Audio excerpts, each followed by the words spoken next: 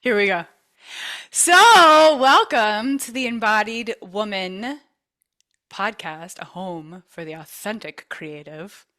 We Ooh, are dramatic today. so excited that you're here, that you're with us, that you're on board with this journey because we're about to go on a ride today with Dr. Evan. Yep. Okay, Okay. I don't know Dr. Evan Johnson, guys. Okay, this is going to be fun. It's a game. It's a game.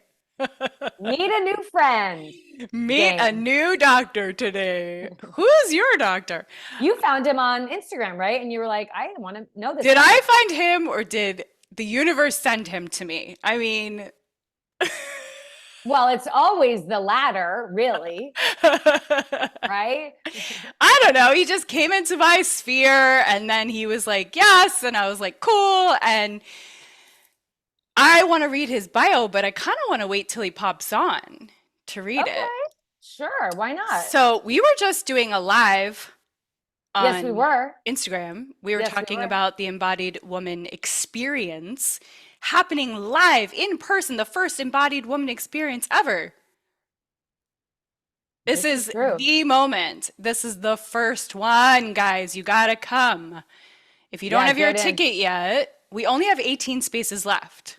And maybe Yep. not even that, because honestly, I wasn't thinking about the people who've already bought their tickets and then us and us. So, and by the time you hear this, I mean, so bring a friend, even though, we're saying there's limited space, do bring a friend.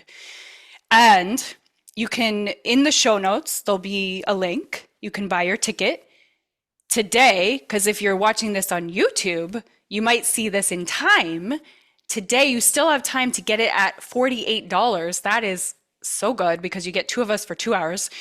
Yep. But starting midnight tonight, today's the April 19th. Today's the April 19th. Tonight at midnight, it's going to go up the price. So we think it would be a good idea to get your ticket now. And we're We really, do think. we do think, if we do say so We ourselves, think. we think, what are we like? That's an inside joke. No one's going to get that. Okay. Amber, how are you doing? You look good. I am so good. And like fatigued in a way that feels blissful. You know what I She's mean? been doing her thing. I've been dancing all night and all day. And so I feel fatigued, but in a way that feels blissful. All night long. Ah, Do you know that Daft all Punk, night long, the Daft all Punk night, one? Like, all night. she's up all night to get lucky. Yes. Yeah, I love that song. I like getting up all night to get lucky. Uh,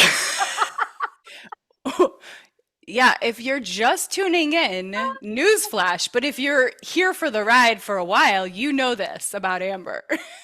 That I like to stay up all night and get lucky. Yeah, yeah. So Oh, yeah, so Dr. why not? Evan Johnson, maybe I'll just start. Go.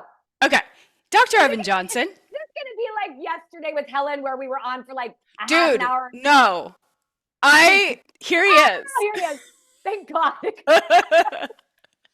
Well, I mean, even if it was, I mean, that was pretty fun. Yep.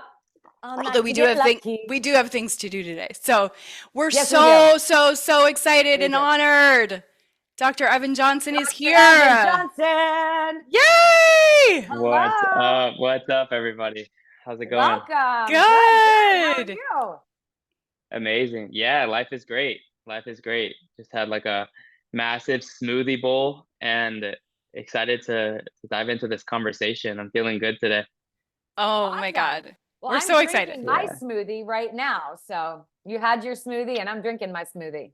It's a smoothie Cheers. kind of a morning. It's a smoothie kind of a day. Yes. Or afternoon, I should say. Okay, I'm going to read your bio and then we'll dive in. So, Dr. Evan Johnson is a 3 times published author, international keynote speaker, human connection and teamwork specialist, transformation focused new paradigm leader, peak performance coach, and public speaker. Dr. Evan has given speeches for TEDx and Zen Experience. He believes that words have the power to inspire and motivate people to reach their full potential. and loves helping others unlock their own greatness through the power of effective communication. During his conscious footprint, heart rate variability, and geographic research, he learned how to analyze complex data sets and draw meaningful insights that can help organizations make informed decisions. He gained a deep appreciation for the interconnectedness of people, communities, and the environment. As the founder and CEO of Utopian Medicine, Dr. Evan worked with a talented team to empower individuals to take charge of their own well-being through education, inspiration, and practical tools. As a doctor and owner of his own traditional chiropractic and healthcare practice, he was able to support people with nutrition, diet practices, health and fitness, mindset, mental health, spirituality, human connection, and self-discovery. He believes that optimal health and well-being are the keys to living a fulfilling and purposeful life, and is passionate about helping others achieve this for themselves. As a former NCAA basketball and lacrosse athlete, Dr. Evan knows firsthand the importance of teamwork, leadership, and peak performance. If you're looking for a dynamic and engaging speaker for your next event or seeking a peak performance and accountability coach, Dr. Evan would love to connect with you and work together to achieve your goals and unlock your full potential. Oh my God. Wow. There's so much there. So much there. I don't even know where to begin. I don't even know where to begin. Out of all of that, I will say utopian medicine. Ooh. Right? Like Yeah. that, because I've said this before, and this is like, Yeah, say it. My previous relationship, he would say to me, "You believe in a utopia that doesn't exist." And I was like, well, I'm pretty sure it does exist, and I'm heading there. So I love that you named it Utopian Medicine, because this is available to those of us who are willing to embrace the medicine. And I want to hear more about what that is. Yeah. Well, ladies, thank you so much for the introduction. I'm super grateful and honored and honestly ecstatic to be here with both of you, and excited to have this conversation with you. Thank you for the introduction here. And yeah, I'm happy that you're touching on utopian medicine right away. It's been something that I'm personally passionate about. It's also been studied since ancient times, utopian societies. And I mentioned this in my TEDx talk as well, if you guys haven't had a chance to watch it. But, these concepts have been studied since ancient times, the most ideal world, right, that we can all imagine. And people have always thought that this world is something that always appears in our external environment, like it's this place that we need to get to, and it's going to show up in this material world. But what we know is that that isn't the case. There's always going to be more things that can come to life. And so I like to bring this concept of utopian medicine into the conversation, because it's more of an internal journey of discovery, and how we can create a utopia inside of ourselves, and understanding what those core values need to be to live in that utopian society that any individual can imagine for themselves. Sometimes it's different for some people. Some people might want to live on land and share their life in community and raise children. Other people might want to be focused so on the corporate world and traditional society or traditional healthcare, which is what I used to be in. For other people, it could be like super kinky and sexy. It can be all these different things for different people. And it's really something, I think it's an internal journey for everybody who has ever tried to understand these concepts. And I like to bring it back to the nervous system, core values, and different things like that, and help people discover that utopian medicine inside of themselves, because then and only then are they really going to get to experience that in their external world, because they're creating it, right? And they're not seeking this thing that is a never-ending journey. So Yes. Beautiful. Yes. This morning I taught a mountain breathwork infused with Reiki class, and the theme was healing, outsourcing, validation. So that's right on point with what I'm thinking and sharing about. Yeah. Oh, Absolutely. you're speaking medicine. The words you're saying are medicine. I want to know more about like how you actually create the utopian medicine? Like, what is it? What is it? How do you do it? Is there, what's involved with this? Like, tell us more. Hmm. Yeah, great question. So I want to hear more about, yeah, some of the work that you guys do too, Okay. maybe throughout this call as well. I want, you always get into like super cool stuff. You're like DMing me on Instagram. You're like, hey, I'm about to get into this session right now.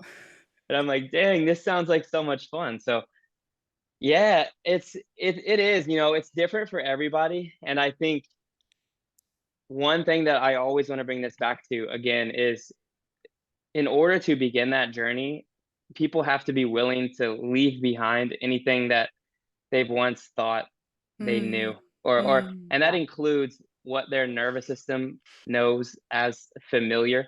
And, Mm. and in order to step into this new way of living or become this new version of themselves, they have to be willing to let that go. oh And my so God. people always ask me like, what more do I need to do? I'm like, really at the end of the day, let's just start with like getting rid of everything that isn't you right now and isn't aligned with who you want to become. Then and only then can we, clear that space and allow a new person to emerge, or a new identity, or a new level of health and well-being, right? Because if there's things blocking that channel, whether it's their physical vessel, their lifestyle, their relationships, their health and wellness, it's just like a car, and an engine. If there's things blocking this mechanism that operates with innate intelligence, that's always doing the right thing at the right time for the right reason, then it's not going to work properly. And it's going to influence every single decision we make and be reflected in our lives as incoherence, resistance, friction, uh, which shows up as, who knows, like traumas, things happening, random things happening, but it's never random, right? It's always this internal journey that we get to discover. And so I like to say that because it always comes back to the individual. There's not any specific blueprint. For some people, in order to make that strong of an emotional shift, it takes trauma sometimes to really shake someone's system and cause a radical reorganization for them to be like, oh, it can be different now. Yeah. But trauma isn't the only way to get there. It can actually be through choice. It can be through health and wellness I, practices I like breath work and meditation and things, and yeah. and listening to podcasts even. It's just really, all it takes is for someone to have a strong enough belief in something greater that they can lock onto a new life, or become someone new, or heal from some type of illness. And from then on, I think that's truly when the fun begins. Mm, You are literally it's like the conversations that we've been having this week, the universe is like orchestrating the topics so divinely perfectly. Like we've talked about a lot of the stuff that you just mentioned that came out of your mouth, like the exact words that came out of your mouth. I love, Wow. so this is the Embodied Woman podcast, but we do have some men on, and I'll tell you what, it Hmm. absolutely thrills me and excites me beyond to hear these words come out of a man's mouth. It is gorgeous. And I would love to hear, so are you from the East Coast? You said that you played lacrosse. Did you grow up back east playing lacrosse? Yeah, lacrosse is definitely like an East Coast thing. Yeah. And the fraternities up there, that's like the swagger of the East Coast. But Yeah. I was born and raised in the Midwest in St. Okay. Louis, Missouri. Okay. Yeah, and I played basketball and lacrosse in Yeah. college for all 4 years. Yeah. So my 9-year-old is an incredible athlete, and lacrosse is his number one sport. So tell me, Yeah. how does a kid from the Midwest who was a lacrosse and basketball player turn into who you are today? Like, give us some of the journey, some of your catalysts, some of either your trauma or your choice that Yeah. brings you to this moment. We'd love to hear about that. Yeah, for sure. So cool. Yeah, I think it's cool that your son's playing lacrosse. Lacrosse is such an incredible sport. My relationship with sport has definitely shifted over the last 5, 6, 7 years now being out of it. But sports and athletics, I wouldn't be the man that I am today if it wasn't for Yeah. that, right? And that goes for everything from coaches, mentors, summer camps, private lessons, all the way to I mean, there were points in time when I would sneak into the gym in high school at like 3 a.m. and get detentions. And my high school coach was like, he knew I wanted to play in college, and he would just be like, yeah, whatever. Like, you don't have to like serve this detention. Like, you're good. Like, don't even worry about it. Because he knew that I would just wanted to work. I had this work ethic, right? So, and that was kind of crazy of me to do, but it still like was a big influence in the man that I've become. And sports teach us so much about teamwork. As men, I think it's important to have sports in our life, or at least some type of sacred combat where we can feel each other and feel each other's presence Mm, and tension and each other's backbone mm, at a strong enough way to where we can mirror to each other what it really means to be a conscious man in society, and uh not you know show up as this rinky dink man that's gonna collapse at any type of discomfort, let alone like show up for a woman or show up out in community or when it's really needed, right? So I think sports, for me in my experience, really taught me about that as well. What it means to be in like healthy conflict, competition, and increase my capacity to withstand more energy that I now get to bring into my life. And of course, like the weights that I lifted were really heavy, right? And it was for sports because I was on scholarship. But looking back on it, I'm like, wow, like all those times I wanted to quit so easily now translate into life. When things are hard, I don't want to write an email campaign, or I don't want to drive a couple hours to a corporate speaking gig. Like, it's just like, no, it's just like reps, right? It's like the repetition, the commitment and dedication. I think sports has truly taught me, and it's allowed me to, yeah, bring that into life. And it hasn't always been that way. There's there was definitely moments when I doubted myself. There's moments when people doubted me as well. And one moment that actually stands out, and I know there's a lot of female listeners here on the podcast and some men as well. And I hope that this story, I think, is going to be pretty vulnerable for me to share, because it's not something I share with a lot of people, but it feels like on my heart, it feels like it's the right thing to do right now. So I yeah. think yeah, I was a senior in college, and I remember, it was my last season. I started all 4 years and had a successful career, basketball, lacrosse. These things were like my life, right? And I started to realize, like, wow, the ball doesn't bounce forever, right? And just like potentially in lacrosse, it's like I'm not always going to have these gloves on and like have this stick in my hand. So who am I beyond the confines of this gymnasium and the confines of this field and the weight room and all these things? And I remember expressing this to my head coach, bawling, just explaining to him that I knew that there was something more in life for me than just sports.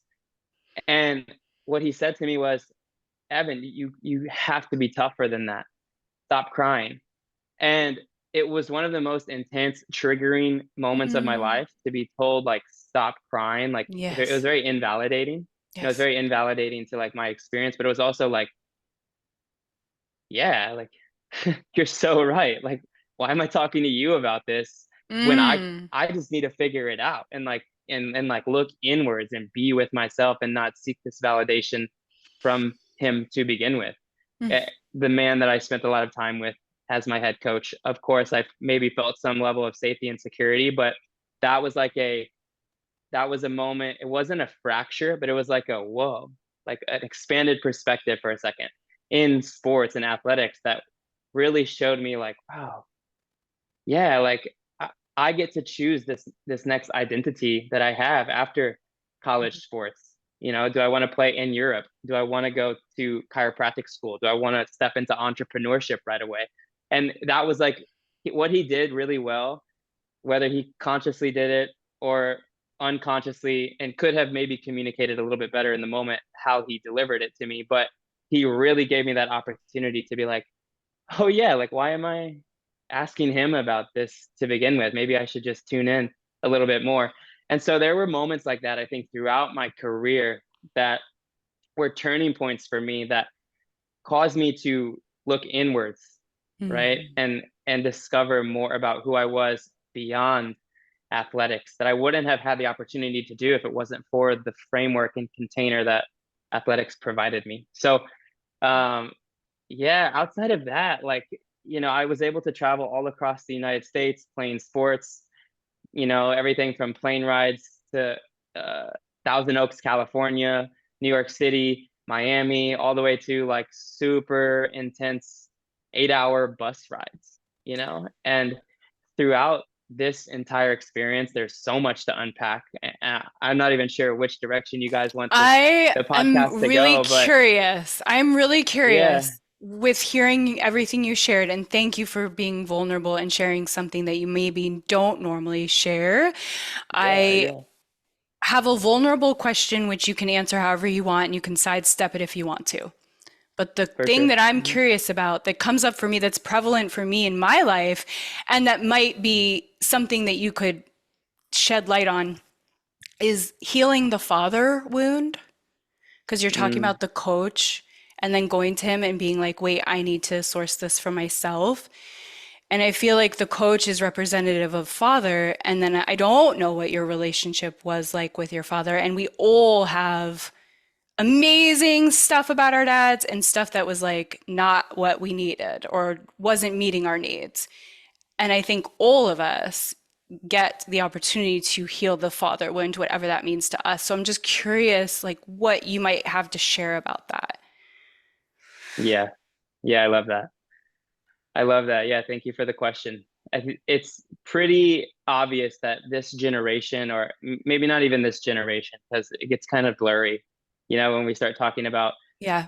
who's competent and who has access to things, who's privileged and all these things. It changes everything. But I think right now, at least, a lot of people are being given this opportunity to rewrite these stories and check in with these aspects of themselves, these areas of their psyche that are connected to who they were as a child, Yeah. and that's in relation to their father, their mother, their siblings, brothers and sisters, their Mm. communities, the foods that they ate, the environments that they grew up in, the practices that they had, all of these things, the music they listened to.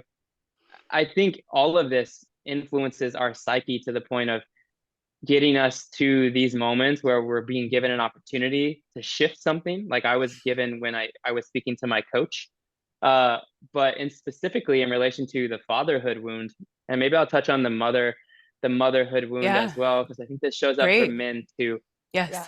That I think with men, there's always this level, at least traditionally, where men are the providers, the protectors, right? And not to go too deep into like masculine, feminine polarities and dynamics, but typically men being the providers, showing up in these ways, the women being more nurturing, caring, supporting the family, being more in the feminine energy of how things feel, visionary type of space. The men are more of like a directional, like providing safety and security for the women, the children, all these things, communities. I think there was a part of masculinity that really got suppressed, and that is like the consciousness, the awareness of self, the awareness of God, or a higher creator, right? Source, and how it relates to life. And in suppressing that consciousness out of fear of what it can really do, men have suppressed aspects of themselves. Mhm. And this doesn't only start with myself and men that are alive today, but it starts with our fathers and grandfathers and all these ancestors and generations before who have suppressed those aspects of themselves, including emotional availability, Yes. right?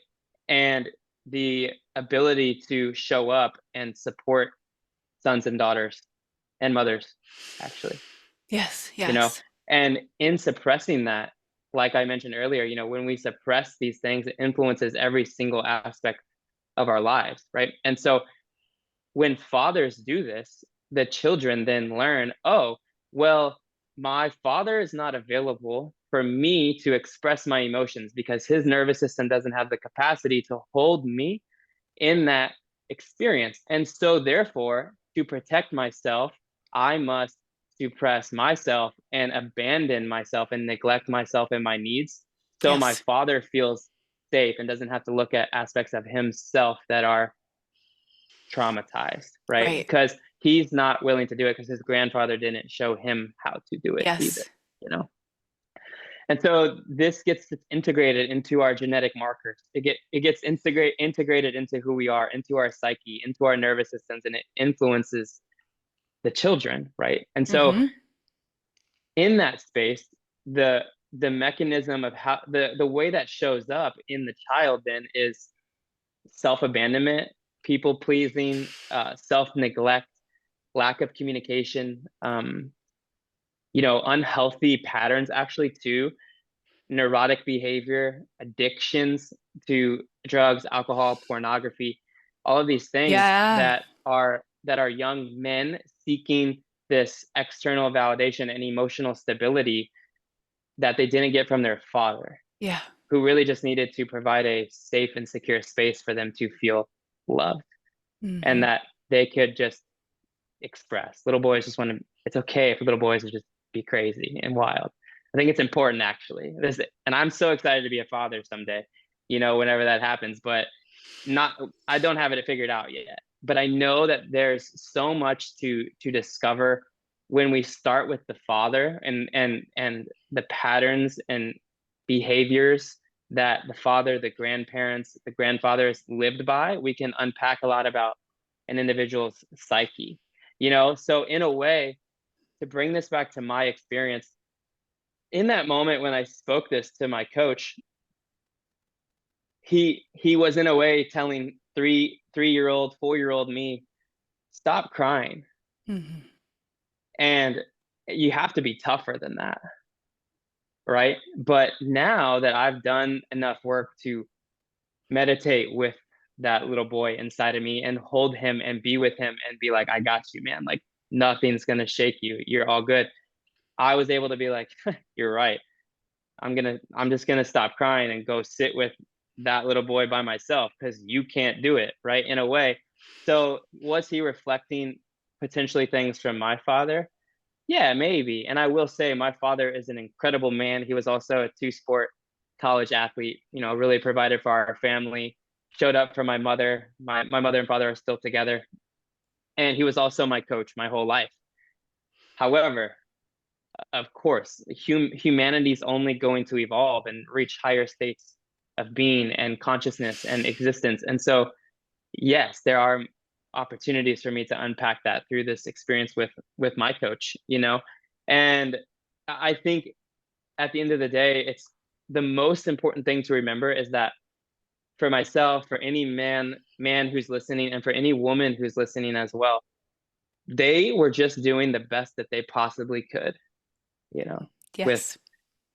with the levels of awareness that they had and the levels of wealth that they generated, what they were taught from their parents and family. And so it's important to remember that it's also our parents' first time living life. Yeah. It's also their first time at this thing. So They're like growing up too. yeah, exactly. So Yeah. we get to acknowledge that and like celebrate them in that and be like, okay, this is yours and this is mine. And that's what we know. Everything else is kind of just like, okay, like thank you for giving me this opportunity to evolve and step into this next version of myself. And I think with men, it's very important, of course, to receive these reflections from other men in their life through brotherhood circles, uh, gyms, athletic events. There's a lot of communities, movements in which they can do that, but also to do the work within themselves and not need that even from their brothers. Because at the end of the day, it's like, who are we when we're in the fire? I think that's truly what matters. And who are we when you were with a woman and the woman is expressing, and it's like, can you hold that space? Mm-hmm. Can you show up? And when you're in those moments, your brothers aren't going to be behind you when that's happening, and you can't just be like, 1 second, I'm going to go read this book. No, it's like when it really matters, it's like, how can you show up? And that takes it's an intrinsic journey. You know, like I was saying with this whole utopian medicine concept, it's really an intrinsic journey that everybody gets to go on. That's never ending, but oh, is it, you know, so freaking fun to be on that journey. Mm. Wow. Well, first of all, I just want to say I was brought to tears. And when I listen to you, I just want to tell you, like, it gives me hope for humanity, for men, because every single thing that you spoke touches my heart so deeply and resonates so deeply in my experience with the lack of capacity to hold space for emotional expression and what that does to a woman. And so that the fact that you have that awareness and that insight, and like, you're going to be such an amazing father when you have that opportunity. Mm-hmm. And I don't know if you're in a relationship, but if you are, like, how beautiful and wonderful that the woman that you're with or the man that you're with, you know, that they get to have someone who's so conscious and aware. And like, it just gives me so much hope. It's so beautiful. And it makes so much sense. And also, I understand exactly what you're saying, as far as, because I've had to go through this process myself, where I was in a relationship where the person that I was with did not have the capacity, like you said, to hold anything outside of his own experience, because his nervous system was really not available for that, right? And so I chose to abandon myself. That was a pattern that started from a very young age for me. And so I did that. I abandoned myself. And since I have been divorced for almost 4 years now, it has been about me going within and being able to hold everything for myself that I was expecting someone else to be able to hold and fix and save and heal. Like, going in and to the little girl, like you said, like, what do you need? Right? How can I hold you? Let me give you permission to fully express and to feel safe in that expression. And yeah, and also, like, really getting to take a look at our parents through the lens of, like, they're just a soul on this journey, just like I am. And they didn't have access to what we have access to today. These kinds of conversations were not conversations they were having. And so, you know, we can recognize that and acknowledge that, and you know, take ownership for how we move forward with that. So I just want to honor you. I just think that you're such a gorgeous example of where we're heading, and to support other men in this kind of conversation. It's so hopeful for me. Yeah, and Wow, thank you I so can't much. wait to share this with, we both have sons, and I'm definitely I want to share this with my sons. Yeah. Yeah. Yeah, Yeah. I love Yeah, it. it's really beautiful to hear through you, like, the sometimes I feel like I don't understand the masculine. I don't, please educate me. Please educate me. Help me understand. So it's so nice because, you know, I've got an 11-year-old daughter and a 9-year-old son, and I want to support my son and my daughter, but I want to support them both in, you know, in the way that gives them access to what we're talking about. And so I love that you're, you know, it's like, yeah, like, he's out in the field, and that's important. And he's in that competitive experience. And also, I want to be able to provide an environment for him where he doesn't feel like he has to suppress the Mm. things and the feelings that you said generations past men have felt like they needed to suppress, right? Like, how can I do that? Will you teach me as a mom? Like, what can I do so that I make sure that my son doesn't feel like he needs to suppress any part of him? What would you say Yeah, to the wow. mothers with sons? To the mothers with sons. Yeah, and I just want to say thank you so much for everything you shared and like your vulnerability and the tears and just yeah, just to know like on behalf of myself and all the men, that I've ever connected to, that I get to say thank you so much for like showing me this way. And because it's not just me, I've had so much support in this process too. And I feel so grateful and so valued and appreciated for your reflections and everything you're sharing to me. And it just hypes me up even more to keep doing this work and provide spaces for men to discover these aspects of themselves. So uh yeah, so you and all the women and children of this earth and future generations to come can like really remember what it means to be in community, to connect with the divine masculine and what their part is in that too. And I think it's just beautiful that you share that. And so, and I have to just say, yes, I am in a relationship. My beautiful queen, she actually just left. And yeah, we talk all the time about these kind of things, masculine, feminine dynamics and parenting and motherhood and fatherhood and these things. And we're so excited for when that time comes for us. And yeah, like what I can speak on is like my areas of expertise, right? And as a man, uh, like, and I think, Callie Bree, my partner, and we actually were just talking about this. We were talking about rites of passage. Mm. And we were mentioning this because we were talking about puberty.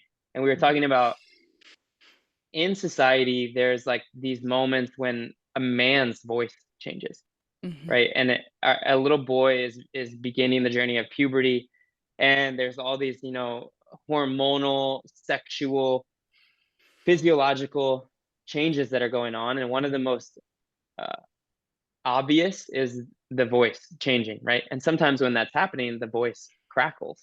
Hmm. And I remember I was telling my partner this yesterday, and I was like, I remember when this was happening to me, and I would get laughed at. And my friends, my brothers, my teammates, we would be around each other or around women or even around our teachers, and they would laugh Yeah. and make fun of us when it would happen. And that shows immediately like that it's not okay to become Mm. a man, right? It's not okay to go through this biochemical process that's natural in a man's body, right?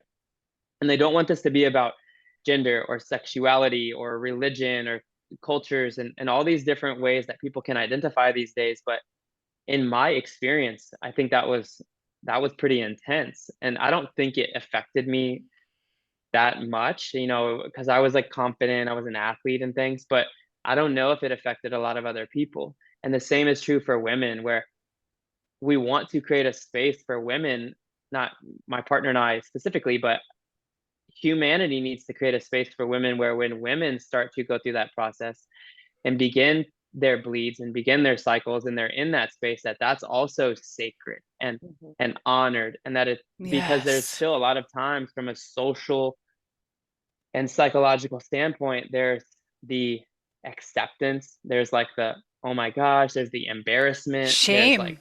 and Yeah. shame. And yeah, I can only speak really from like my perception and then what my partner shares with me and what I've heard.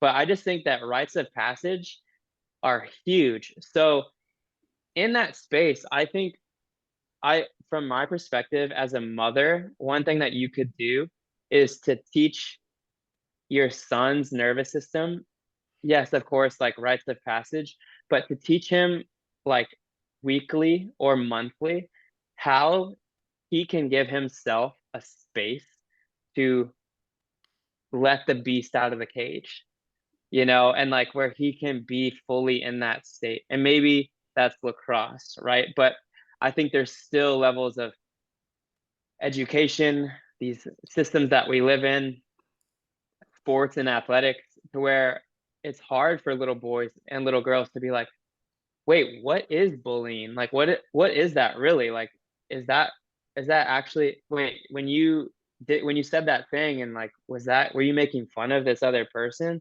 And it happens so fast that it just goes right through. And then but we carry that, boys carry Mm. that.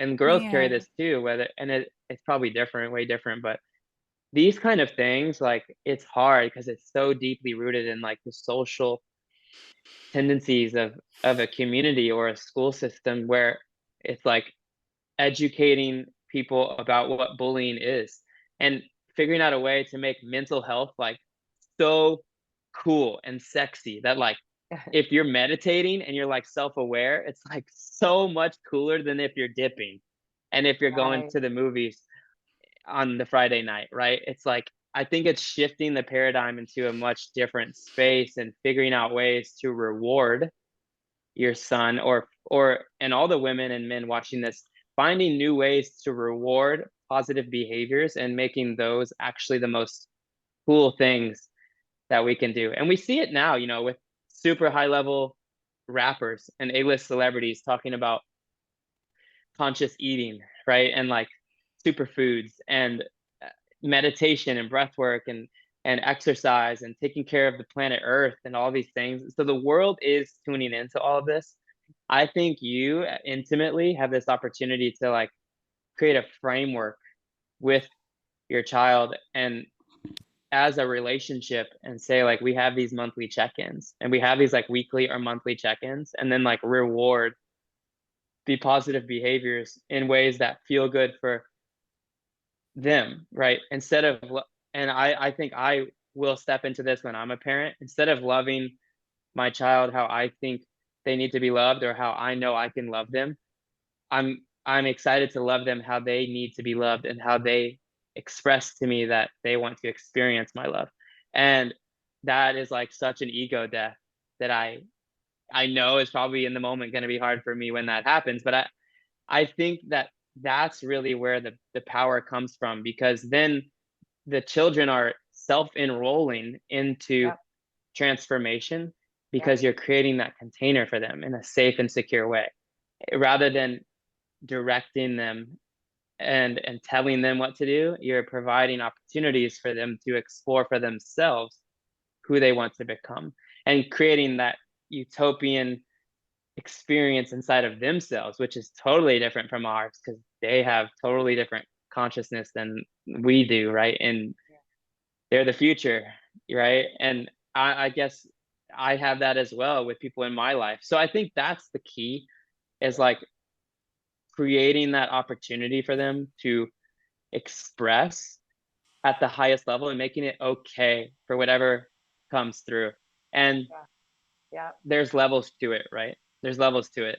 And men's work now for me with my brothers is different than like what a 13-year-old would experience with his brothers. Right. It's a Right. different Right. intensity and potency, and it matters in different ways, and we carry different weights. And so, yeah, but also like there are not like a little boys club, and nothing against those things, but I think they're kind of outdated. Little boys, little girls clubs, all these things. I think there's new types of men's groups and women's gatherings, like sacred women's circles that are being created right now that really encourage this consciousness and self-awareness in boys and girls of the world. Um, but yeah, it's kind of just going off right there. But I think again, Yeah. providing that opportunity for him is super important because then he's like, oh, cool. From the motherhood wound standpoint, it's like, oh, cool. I know every week or month I get this opportunity to be this person. So I don't have to seek that in the women in my life.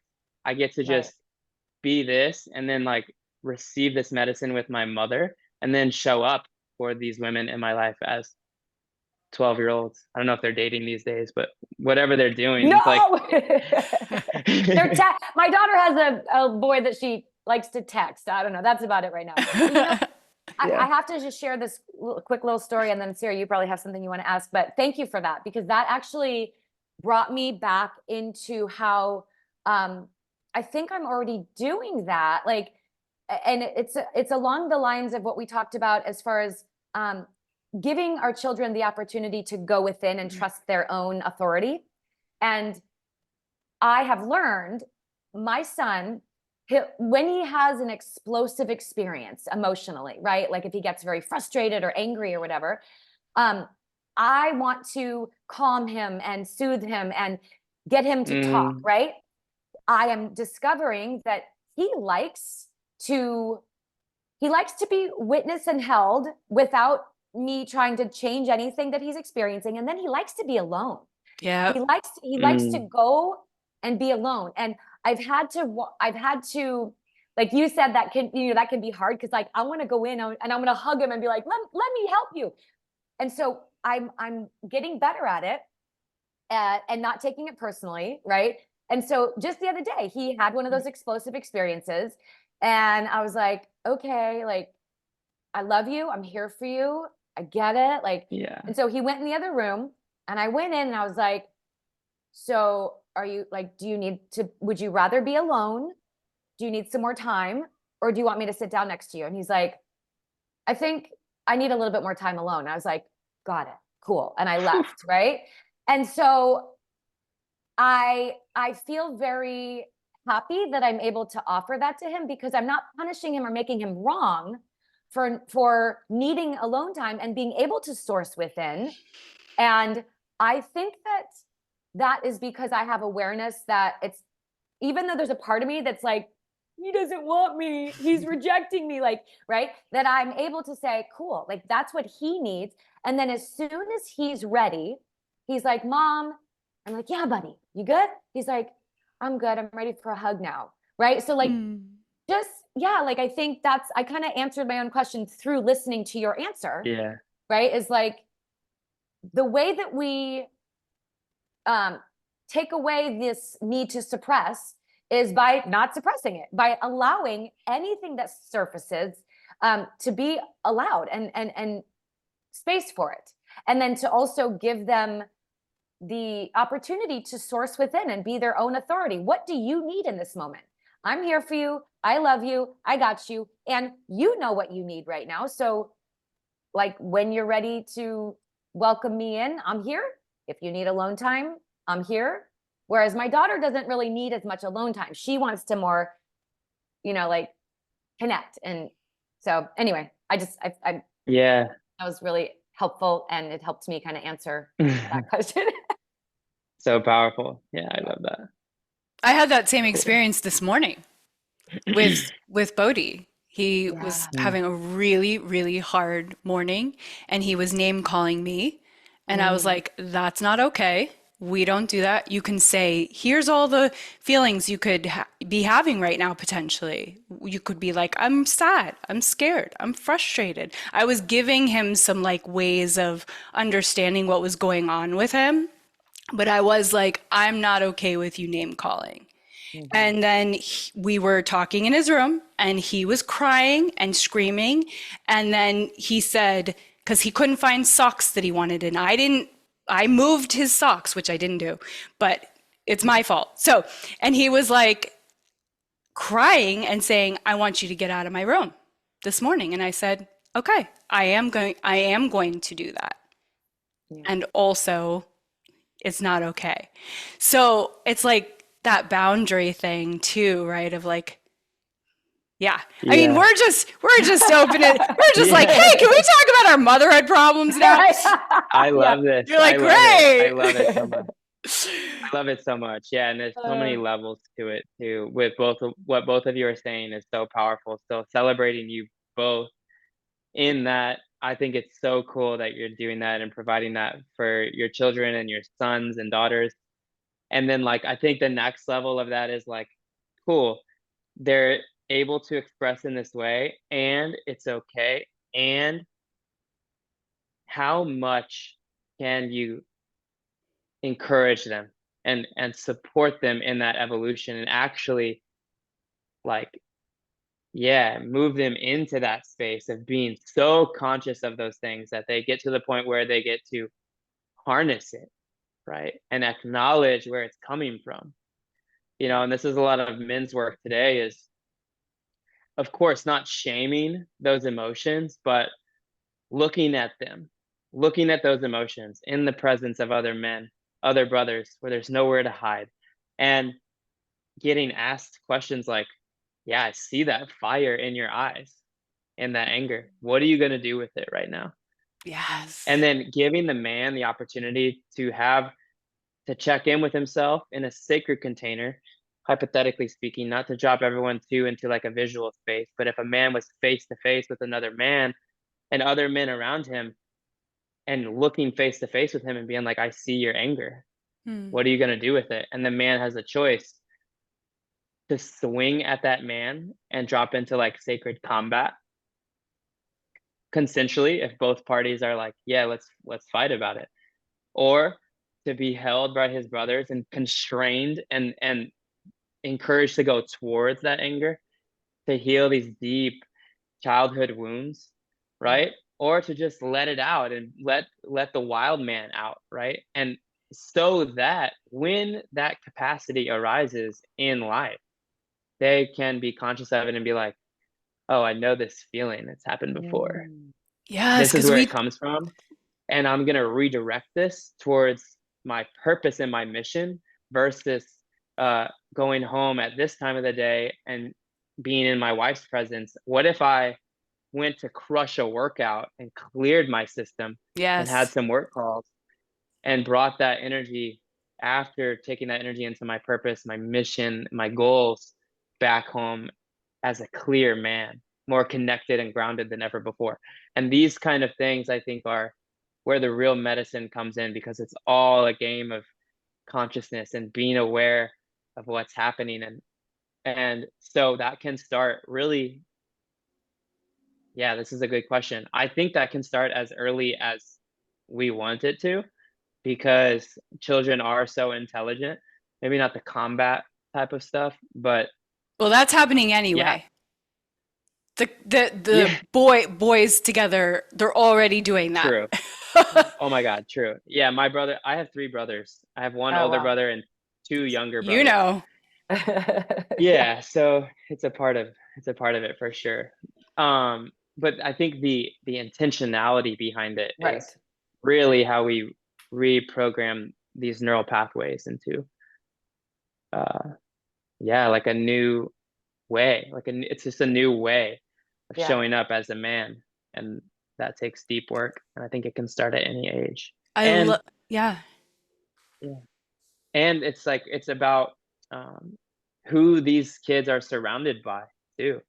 Like, are there conscious men in their life that give them that bioelectric signature of what it really means to be present, what it means to show up with respect, and having those role models in their life around them is like always like a reminder, to Mm. to them on like who they can become, you know.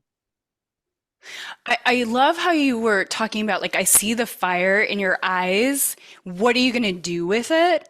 Because it's the opposite of repress, ignore, dampen.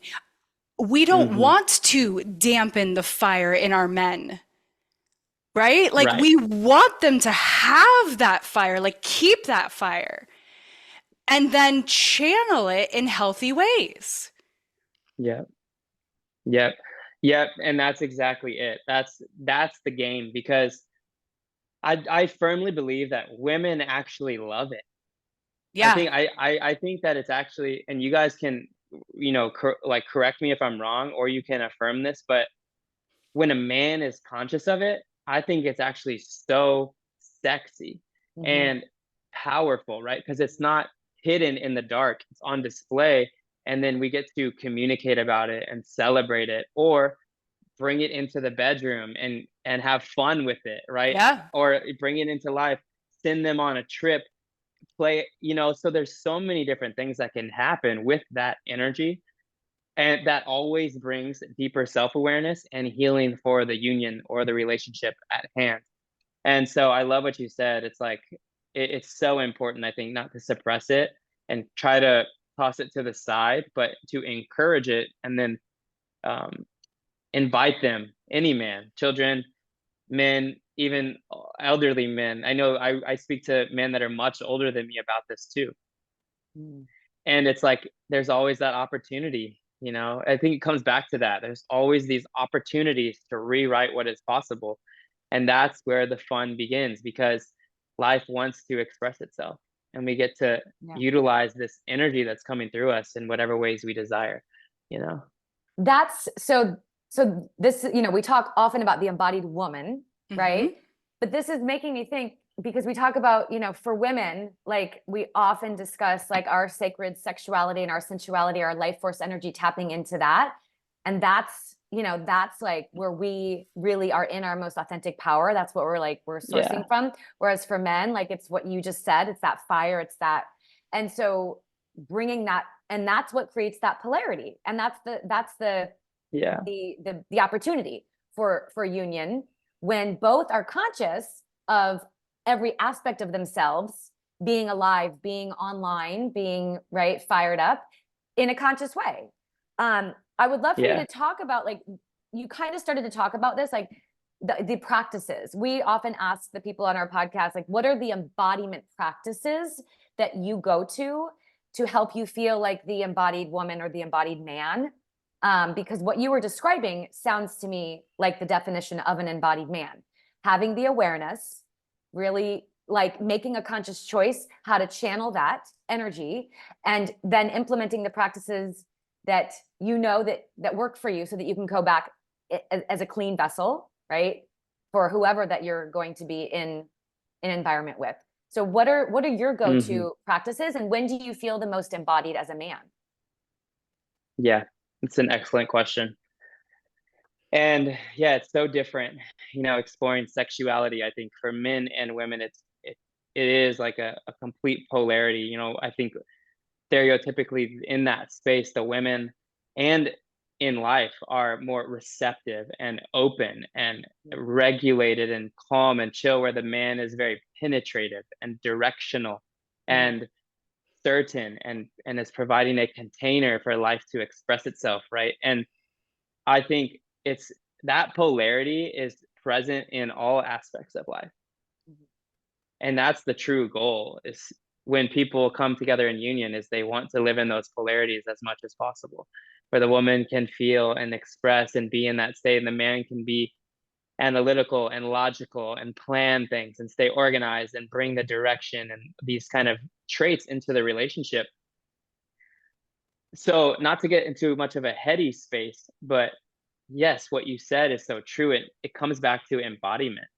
And there's so many different practices that people can do. And it's a never ending list. You know, when I first got into self development, I was exploring with psychedelics and in this health and wellness space about 5.5 years ago, after I actually left. Actually, after I graduated and was no longer a college athlete, I was like missing that like camaraderie and stewardship of my brothers and of that space, and I didn't have the same level of exercise. I didn't have the same, you know, I was on like a full meal plan type of stuff in college, so I didn't have the same levels of nutrition because I was doing it myself. And so it comes back to like the simplest things sometimes that we don't even think about, you know. And morning routines, I think, are a great place for people to start. Touching your bare feet to the earth, getting grounded, connecting with the geomagnetic signature of the earth with your bare feet, meditating, breath work, doing some type of movement, anything that's going to shift your state through from the inside out, right? For this utopian experience of like, who do I want to become today? Versus waking up, reaching for the medicine cabinet, you know, the phones, our phones, devices, this external thing, right? And which is powerful. It's all a part of this divine order. You know, we can't say that it's right or wrong. We get to acknowledge it and observe it and then utilize it for us in the best way.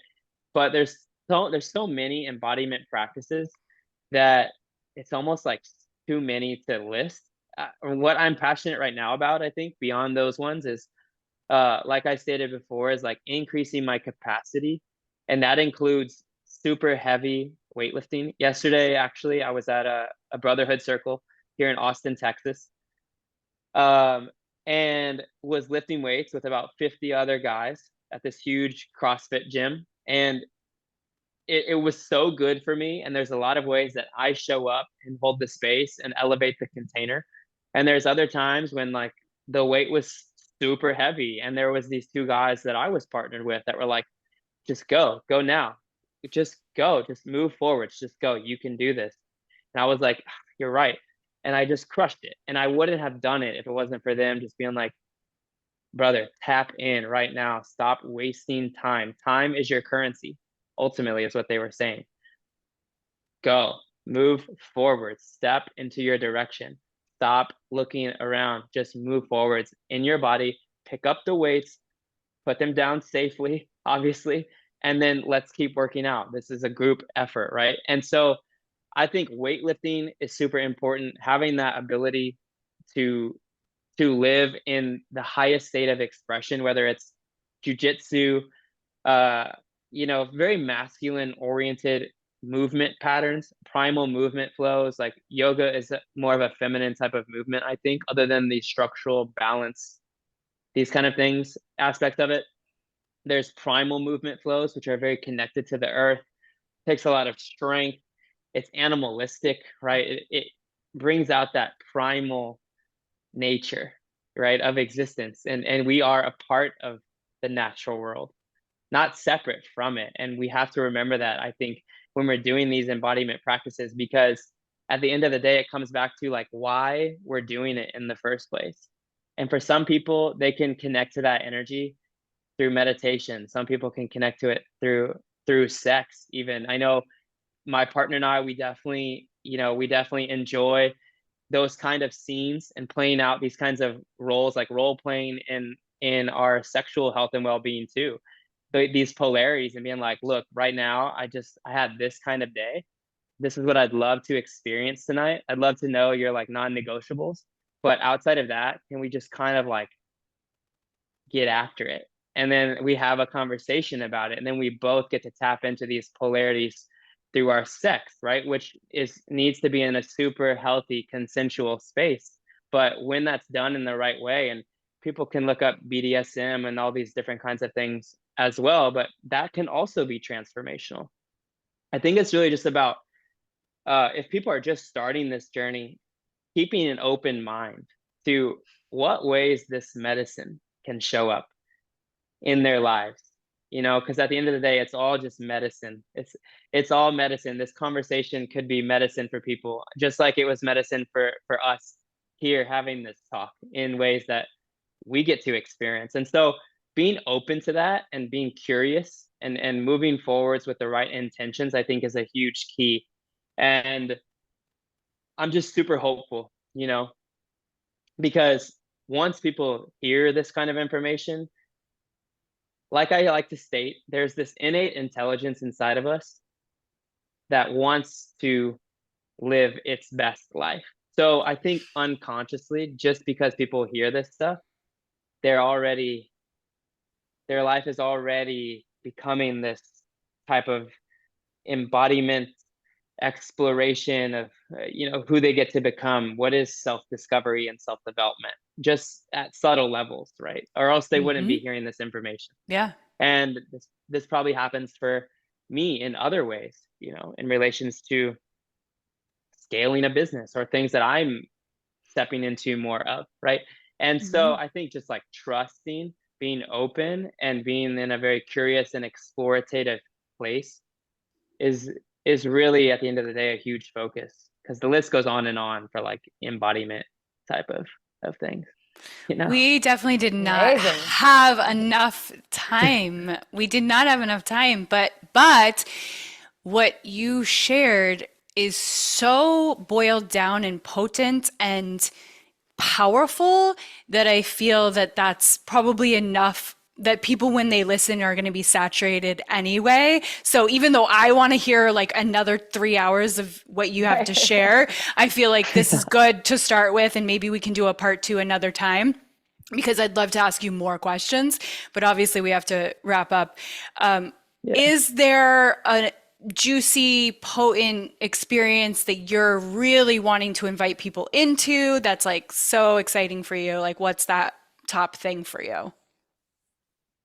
Okay. Yeah. In relations to like my offerings, or like Yes. a daily practice. Yeah. Yeah. So yeah, I just launched this Utopian Medicine community. and it's an incredible space. It's a safe and secure space, outside of social media, outside of these platforms that are monitored and really actually difficult because there's so much happening in that world.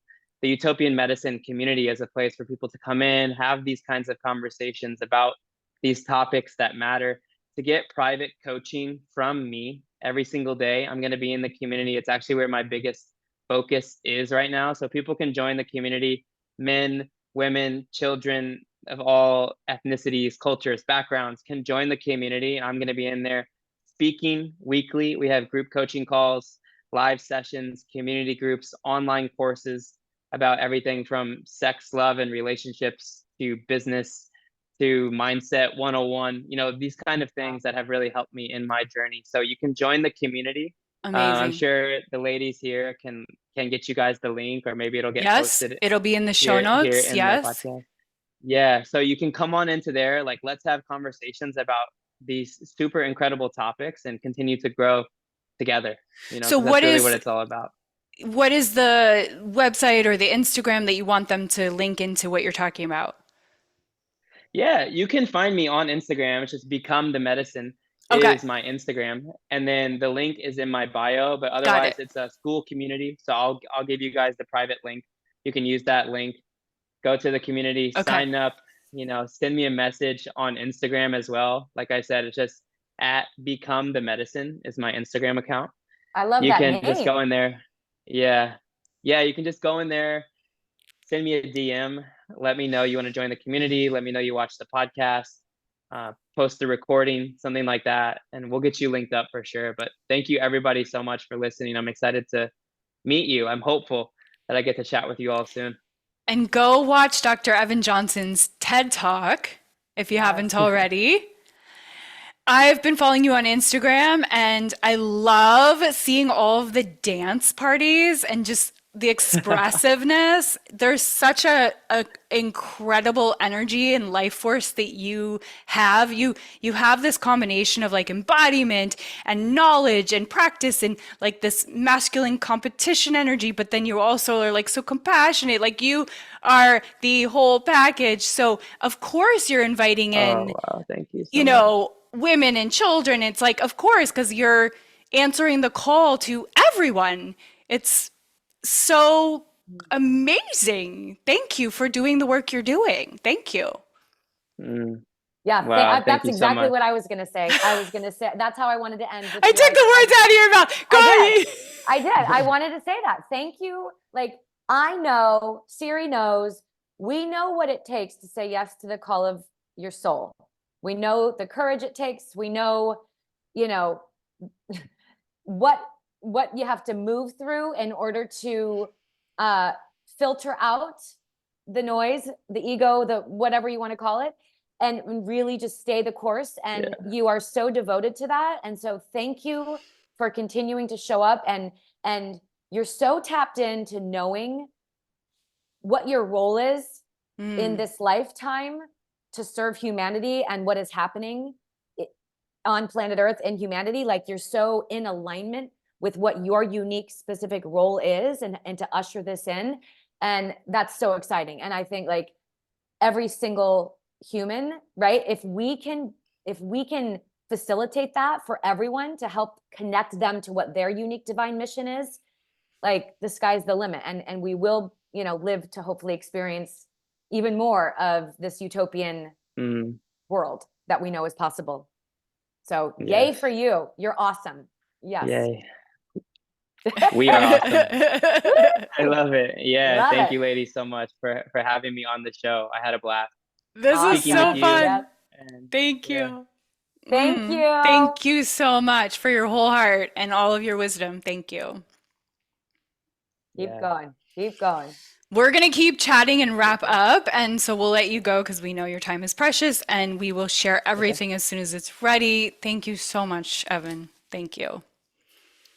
All righty. Thank you both so much. I'll talk to you soon. Okay. Bye. Bye. Okay. See you Bye. later. Wow. Good job, Siri. Good job finding Thanks, that Mom. man. Good job finding that embodied man. That was a good one. I should say, Very thanks, good. sis. Thanks, Yeah. sis. Yeah, he was fantastic. I loved that conversation with him. I mean, it's a lot to absorb because he's so, like you said, aware and like clear, and there's a wider perspective that his lens is out here. And so if you're walking around and your lens is like this, like horse lenses, like it's like, phew, right? So I think that it's a combination of he talked a lot about athletics and sports, right? And so it's like that foundation for him. And then the chiropractic work and the medicine work and then like psychedelic work. And like he's clearly, obviously, for so long done so much work to evolve himself. And it's very evident. And that's obviously why he had the TED Talk and everything. And so I'm just absorbing it. I'm in the, like, I know when I go back and edit it, I'll be like, oh my gosh, there's like five ahas that I didn't even have now that I'll have later because I'm Yes. still taking it in. And especially the stuff about parenting, I was like, oh my gosh, like I know that is going to integrate for me in a really profound, helpful way because, yes, like our children need what he was sharing about like that competitiveness and that physicalness. See, because, my husband just only started going to the gym like a couple years ago, like consistently, like all the Mm-hmm. time, like he did before. But, we're both theater people. Mm-hmm. So Mm-hmm. Evan is different in the way he was raised. Like I know your kids are athletic, but Yes. I'm a theater girl. My husband's a theater boy. Like we grew up in the theater, so it's very I'm sure there's crossovers. Mm-hmm. There is competition, there is physicality.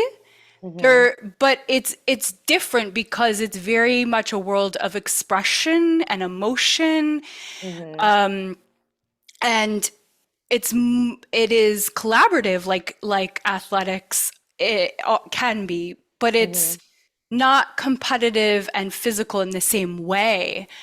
Right. So he's kind of inspiring me because we tried jujitsu and it was my boys are, as a lot of boys are, they're sensitive. And so it was a lot. And because I'm sensitive and that's not my upbringing, I'm like, and even with soccer, it was like when my little baby, got hurt and then he didn't want to play soccer anymore. I was like, okay, you don't have to, like, so now Right. he Right.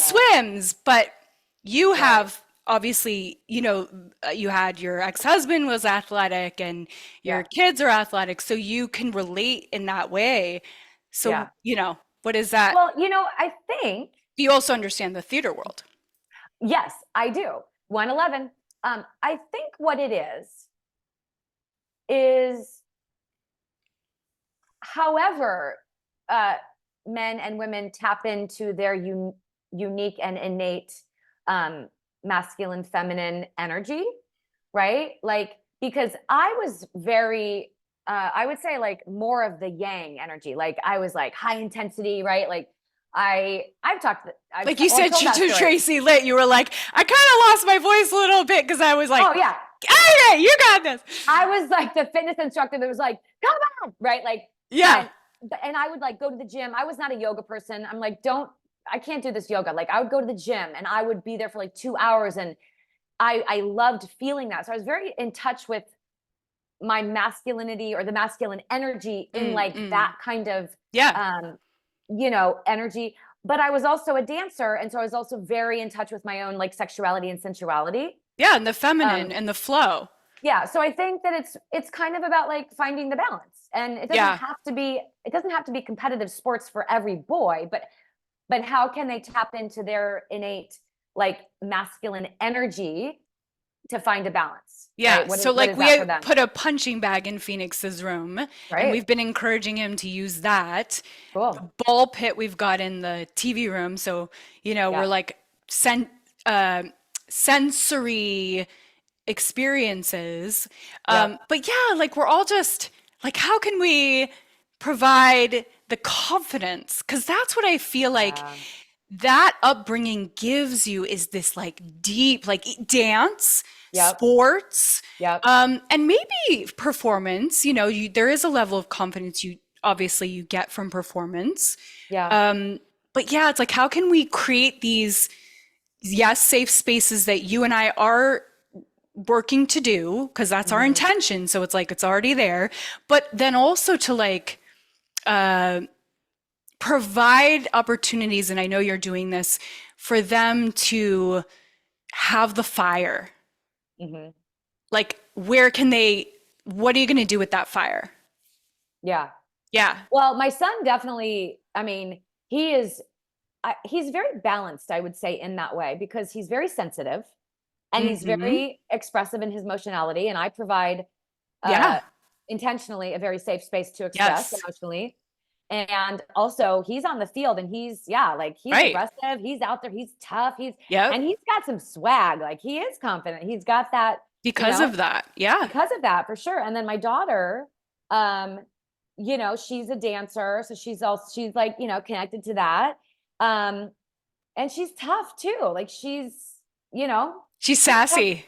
She is sassy and she's a tough cookie. I think too, like being raised, I mean, for me, because I'm divorced, it's very like they have two homes and Yeah. the environments are Different. very different. I had that too growing up. And Yeah. so what they receive in those different environments, I think contributes to what they're able to experience and cultivate, Yeah. right? Like Yep. what each environment helps them cultivate, like resilience, independence, Yep. whatever it is, right? Like Yeah. in my house, it's like you can cry as much as you want and it's safe. And I have the capacity. My nervous system has the capacity to allow them to express everything. Hmm. Um, and then they also get to have the experience in their Like other Evan home. had with his coach, That's right. which Yeah. ended up being a Yes. catalyst for Yes. really amazing growth, is what he was Yep. saying. He was like, I'm not a That's right. victim of this experience in any way. He was like, That's right. actually, this is what I needed. That's right. And he kind of said that it's like not good or bad. So I do see that. Like, even though sometimes I want to judge because I'm like, I feel like, Mama Bear, I want them to feel safe Yeah. all the time. Like, Yes. it's actually, it's actually an Providing opportunity for them contrast. to source within, right? And yeah. Yeah. So, God knows best. Like we think we know best. God knows best. Yeah. Or if you don't like the God word, Yeah, because everyone has a different relationship to that word. this is true. This You is could true. you could say source Yes. knows what, trustful, like Tracy's lit was talking about. It's Yeah, like, universe got me. that's right. Universe has got me. Okay, I gotta go grocery shopping. I I love gotta you. go. I love you too. Have an Thank amazing you. That day. was so much fun. It was so good. Guys, stay on the journey with us. We've got a lot more incredible guests like Dr. Evan. Can't We are wait. just getting We're on started. fire. We're on fire. And come to the Embodied Woman Sisterhood Thursday mornings, 10 a.m. Love you Yep. guys. Bye.